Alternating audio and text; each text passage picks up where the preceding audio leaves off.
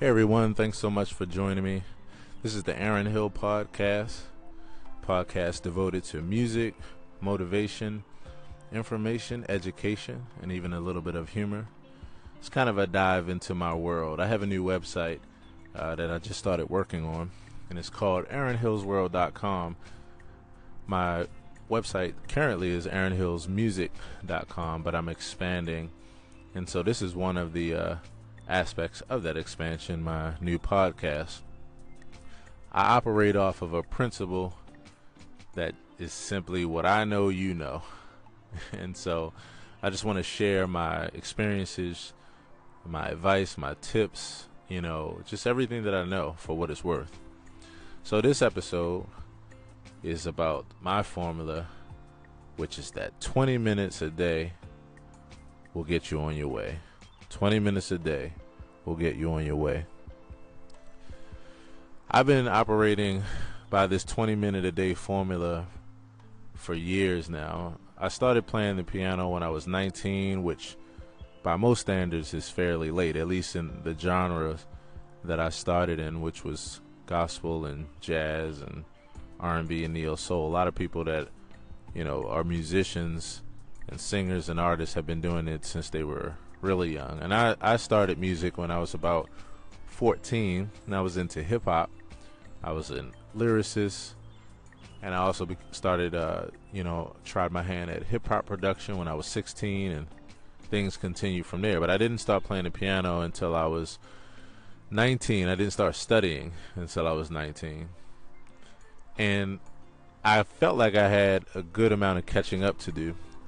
So my strength has always been my discipline and my organization. I guess it's subjective. I'm outside too, by the way, just in my neighborhood. Just took a nice little walk, so if you hear the birds in the background, they're just joining us for the conversation. But I at 19 felt like I had a lot of catching up to do.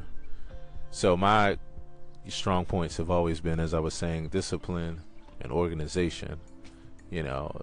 I guess I would consider myself talented at this point. It would definitely be in different fields than I guess you could say the field I came up in. Even though I'm a musician, I see myself as a more talented business entrepreneur, advisor, organizer. So at any rate, I use those skills to come up with this system, the 20-minute a day system. And this is something I want to just share. So I have a mentor in 2001 who started to teach me piano, and I've got a lot to learn. So as he gives me the activities, I come up with the idea of spending 20 minutes a day on each subject.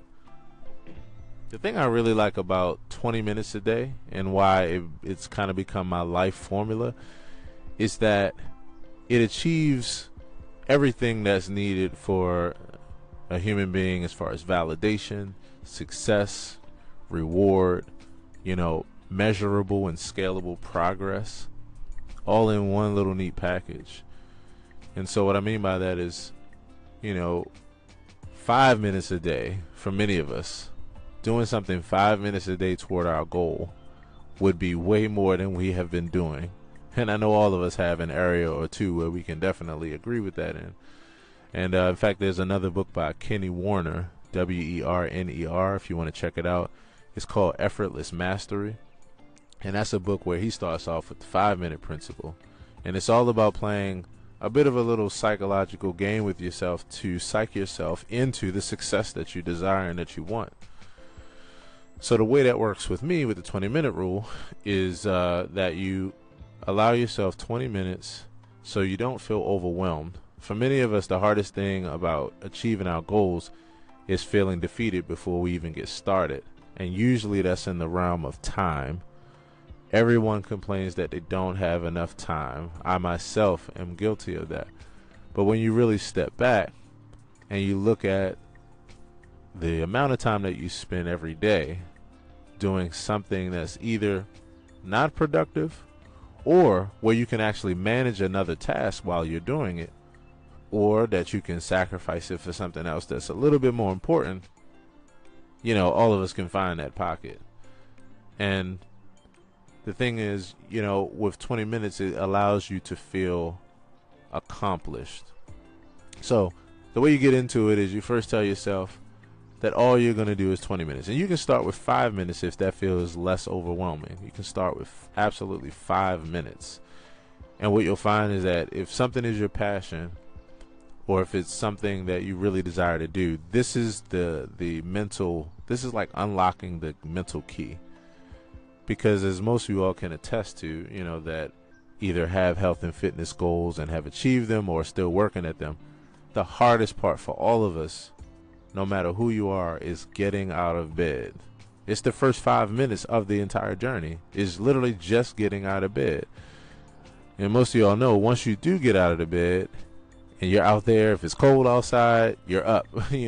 If your blood is moving and you're walking around, you're up. Once you get to the gym, you're up. At that point, there are very few people, statistics show there are very few people that once they get to the gym, turn around and walk out of the gym. And these are people who 15, 20, 30 minutes, an hour before would not have had the motivation to do what they're getting ready to do. So tell yourself 5 minutes, tell yourself 10 minutes. This is a way of psyching yourself into just getting it started. What you'll find is that if you have more time, then you feel accomplished because you can walk away from it with 20 minutes of success and do the same thing the next day, and you can have measurable success and you feel good. We're big children. When you give a sticker to a child, they feel accomplished. When I was writing out my schedule, and I'll tell you guys how I had that written out to give you some more insight. When I was writing out my schedule for my 20-minute-a-day formula, I felt accomplished every time I put a check mark next to what I did. It helped me to start the next day. Now, I'm still a person who writes, physically writes, in the midst of a digital world. What I have found out, which was really interesting, is that my handwriting sucks now because I don't write nearly as much anymore. But I don't look at that as a bad thing. That's just evolution. We get more done nowadays by typing. We get more messages out to more people faster, and I can appreciate that. I still think it's value to writing, and I believe that a balance above anything is key. So I write every now and then for the organic nature of it, and also to just do something different. Doing something different continues to create new neural pathways in your brain, actually helping you, health-wise helping you to stave off Alzheimer's and some other things. It's exercise for the brain. So I still write out my schedule. I still write out my business plans. I also like it because you get to scratch things out, underline things, highlight them, circle them 50 times to really, motivate yourself that you're going to do it. And you can do that in a digital environment, but I still think it's useful. So I made these schedules when I was with my mentor, and it was just a simple graph paper. I used print, ink and Microsoft Word, and I created a graph that had four or five columns, going up and down. Going across, and about 15 to 18 rows. The first box was the date. The second box was the amount of time that I desired to spend on a subject. In this case, that whole column was 20 minutes. The third box was the objective, and I think the fourth box was what I accomplished, and I later simplified that and removed that because I just put a check mark in the box of the objective. And the last box was the time of the day, whether it was 5 to 5:20, whether it was 7:30 to 7:50. It can't be stressed enough how valuable this is from the perspective of feeling accomplished. If you feel accomplished in a day because you did something for 10 or 15 minutes and it felt realistic and practical, and you didn't have to wait for that 2, 3, 4, 5 hours that you've been waiting for to do what you want to do, which almost never happens. And it's interesting, they say the definition of insanity is, and I guess I don't even have to say it because I know you guys know what that is, but we still do that. We still stave off our goals and wait for this magical time to open up where we have 2, 3, 4, 5 hours to do nothing but focus on our goals. as an adult, who's 36 now, who has children and responsibilities, and just trying to keep up in this society, with just surviving and the pressures of everything just to survive. I haven't seen that time, and I really have come to a conclusion that that time is pretty much an imaginary thing. There is a such thing as, working and getting to the point of wealth and prosperity, to not having to, have things take all your time. But at the same time, there's always going to be something to do, always something that needs attention. So you can't wait for that big bulk of time. The other thing I like about this is that I'm a math guy. So I just look at it from a mathematical perspective. If you think about the last time that you've had an hour, 2 hours, 3 hours, 4 hours to devote towards your goal, and you look at that over the span of time and you calculate that, then you compare a system of literally, for some of you all, 5 minutes. Even for my own goals, there's some things that if I added up 5 minutes a day compared to, the times I've spent hours on it, when I magically got this big open hole in my schedule, it winds up equaling way less time and way less progress than even if I spent 5 minutes a day. And I know that you can say the same with something that's in your life.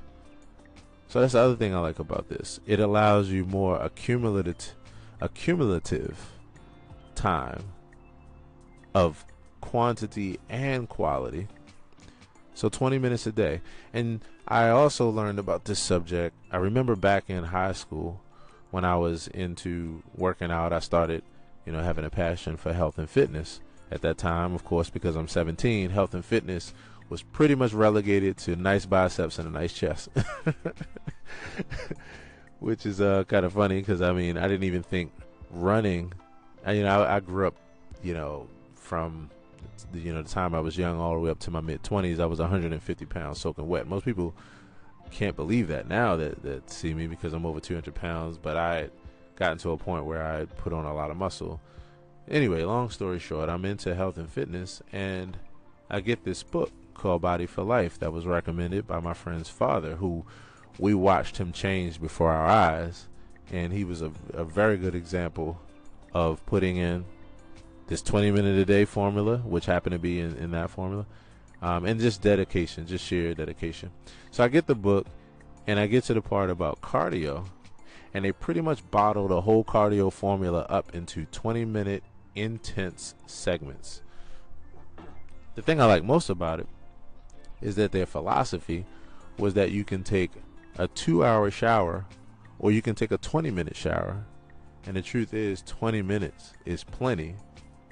And they use the intensity levels to be able to get you there. So many people, I don't know if you're guilty of this, but there's so many people that jump on a treadmill or walking at a snail's pace for 2 hours, and that's not really doing much. You could actually do something for 20 minutes with much higher intensity and achieve that 2 hours and more. So I liked it. The other reason why I liked it is because it was practical. I look for, fail-safe formulas, and I've come to the conclusion that the best way to help a human being not to fail in life is to make the expectations as realistic, as slim and as low and as realistic as possible, and within reason, that the goal is still met, of course. But 20 minutes a day is something that many people won't feel overwhelmed about and will feel like they can accomplish, which is the first key to getting out of bed. It's the first key to sitting down to the piano and practicing. It's the first key to going on and launching that personal business that you've wanted to launch. It's the first key to making a phone call. It's the first key to writing your ideas down on paper. It's the first key to doing what I'm doing right now, which is to just pick up a phone, say, hey, I'm going to start a podcast because I feel like I have something to say that might benefit people. And I'm just going to take 20 minutes because I'm in between work and I've just dropped off the kids and I got to do this and that and I got to, but 20 minutes. Start with 5, start with 10, start with 15. It makes it practical. And so that's my advice. And I use that formula to this day. And you can use it for anything. I use it now for subjects that I'm trying to learn, just new subjects. I usually eat my dinner or my lunch or 20 minutes. And so I can use that time when appropriate to be able to do something for 20 minutes. I can multitask. The point is, I'm doing something toward my goal. Don't wait for the huge block of time to open up, because if you do, then you'll find time going by and you'll find progress is still not being made, and that'll make you more frustrated and overwhelmed. So tell yourself that 5 minutes, 10 minutes, 15 minutes. And one of the things that I liked about Kenny Warner's book, which is called Effortless Mastery, where he used this same philosophy, is he would even make it a point, and I recommend the same thing. Even if you have more time, force yourself to stop after the 20 minutes. It's a level of detachment that you need. And the reason why is because if you seal the deal, if after 20 minutes you stop, especially with something that you've been struggling with, that 20 minutes feels like 2 hours. It feels like 20 hours. It feels like 20 days, because maybe, just maybe, this is the first time in a long time that you actually have made progress on something and felt like you did something towards your goal. Maybe this is the first time in a long time where you stopped and there was still space before you went to the next thing in the day. Because we're talking about real life here, people. We're talking about the fact that you got to do this in the midst of dropping your kids off to school and running to an appointment. We're talking about that you got to do this while you're cooking. We're talking about that you got to do this in the midst of everything going on around you and just fighting for that same time. So if you stop and detach from it, and this was the other, exercise in the book, and I really like this. Even if you decide you're going to go for more time, you really do have a free day, a free weekend, a free few hours. Stop just to detach. Take note of your surroundings. Take note of everything. Feel that sense of accomplishment. Feel that sense of finally, yes, we're moving forward. Feel that, that sense of just excitement. Allow yourself to just be there. Allow yourself to marinate in that, so to speak. And then go back to doing what you're doing. I promise you, what it does is it helps the next day for you to even get started. Because all you're doing is just relating. You're just remembering and relating to that feeling of success. That's what's going to drive you. That's what's going to drive you. You won't start if you don't feel like you're going to be successful. And if you set your standards too high, then that means you can sit there for 20 minutes, 30 minutes, 40 minutes, or an hour. And because your standards were so high as far as what you needed to accomplish in that time, or how much time you really wanted to spend at it, then you actually won't feel accomplished. And again, two things are happening there. You have made progress, but this journey towards your goal is only 50% about the actual progress you make. The other 50% is about the mindset that you're in while you're making this progress. That's just it. So detach, reset, allow yourself to feel that feeling of excitement, progress, success, reward, validation, and then move on from there. Let me know what you guys think about this. And if you have any questions, drop a voicemail message to this podcast, and I'm going to start featuring the questions as well as comments in my upcoming podcast. These are just ongoing conversations about music, motivation, information, education, and even a little bit of humor. So I'm Aaron Hill. Thanks so much for tuning in. You can find me on Facebook at Aaron Hill and on YouTube at Aaron Hill. And then also I have a new website that I just got the domain name for, and I'll be fixing up soon. That's AaronHillsWorld.com. And you can find me on Instagram at Aaron Hills World. And I'll be building up those two accounts. In the meantime, my website that's been in effect for a while is AaronHillsMusic.com. So you can check that out, see the other things that I'm into, and also see my community, and that kind of thing, and everything that we have to offer musically and motivationally and all that kind of good jazz. And share this with someone. Let me know what you think. And I'll talk to you guys in the next podcast. Thanks for tuning in.